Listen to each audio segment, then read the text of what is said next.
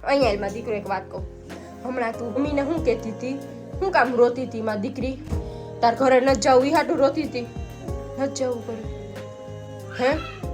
ન જાવ, રહેવું છે, અહીંયા રહેવું છે. કાંઈ નહીં, તું અહીંયા રે, હું તને પછી મૂકી જઈશ રાતે સ્કૂટી લઈ. જા જા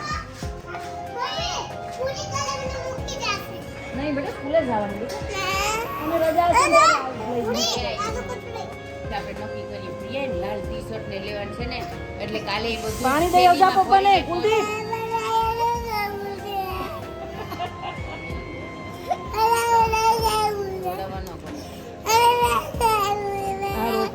અવાજ બંધ કર. માં દીકરો માં પાણી લઈ નાખ પેલા.